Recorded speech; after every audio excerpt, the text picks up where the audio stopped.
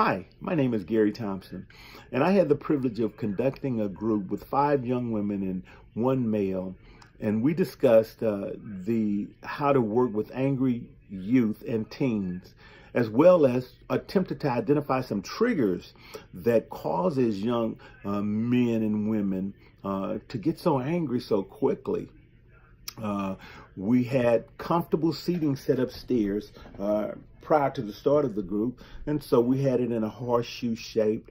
But before we went to our seating area, we did an icebreaker. To help understand how miscommunication could be one of those triggers. The icebreaker was designed to where one person was selected from the group, and the responsibility that person had was to go look at a drawing that had already been pre-drawn. Once they understood the drawing, they were then to go back to the group, take their finger, and draw what they saw on the back of the person that was in front of them. So they would take their finger, put it on the person's back, and draw the picture that they had seen. It was the responsibility of the person that received the picture on their back to then transfer that image to the next person in line. They could ask only once, because this was a nonverbal communication skill. They could ask only once. Could you repeat that? Once they asked that question, the person drew the picture again on the back of the individual, and then they would sit down. That continued all the way up to the last person. And the last person would then transfer what he felt that was drawn on his back to a sheet of paper. Then his sheet was shown to the group along with the original picture, and then the discussion would come. The discussion came about what they saw in their minds in comparison to what was actually shown to the first person, how close they were. And that group was hilarious. It lightened the atmosphere, and it allowed for open dialogue and discussions to transpire. And so we had a good time doing that. The icebreaker lasted for about 10-15 minutes, and then we moved to our group seating area. Once we moved to our group seating area, we asked the question, how did it feel to be the person that drew the picture on the backs of the individuals?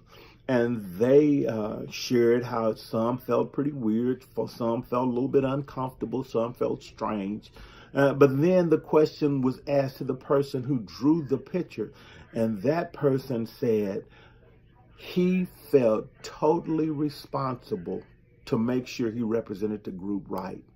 I'm wondering sometimes if our teens are feeling totally responsible, even though we may be miscommunicating with them. And so we moved from the icebreaker because the discussion really had begun to get really lively, and we appreciated that. But then we moved from that to the questions that were prepared.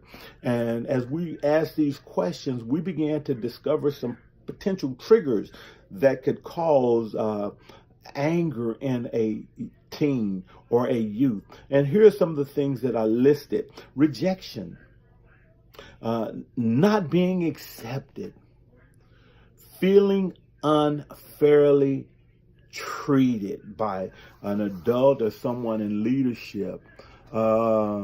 Embarrassment was a trigger, and the lack of listening skills on the part of a person that they felt was in the position of authority or power.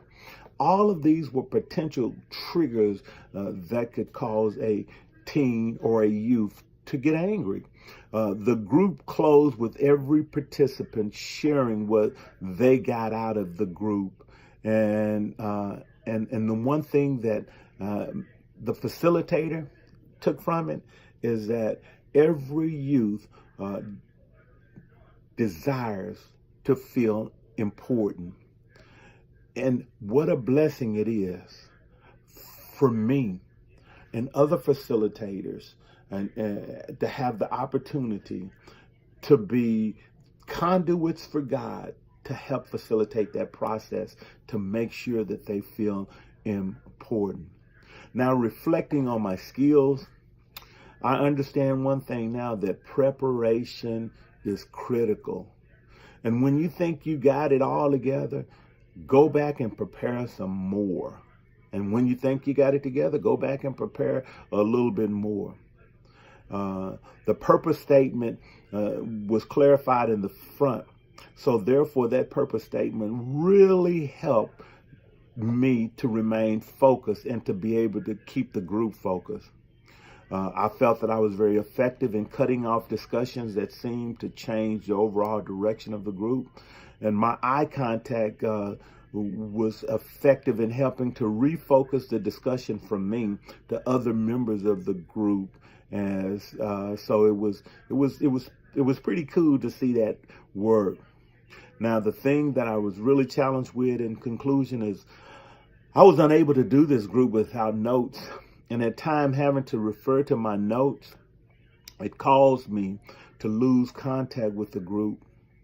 And overall, though, I thought I had, my energy level was high, and I was pretty effective in allowing the group to discuss the topics that were laid out, or the questions that were laid out.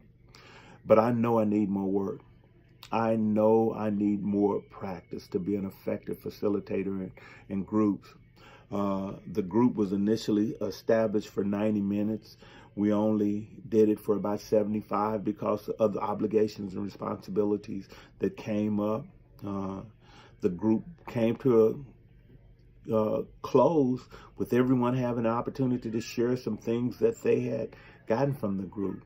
And the one thing that I really was happy about is all of these people that are very busy came and said, you know what, we would like to do something like this again, and maybe discuss some things that would really help our children to feel important. So I thank you for this challenge. I thank you for this opportunity to share with you exactly what we learned. And may God bless and keep you, is my prayers.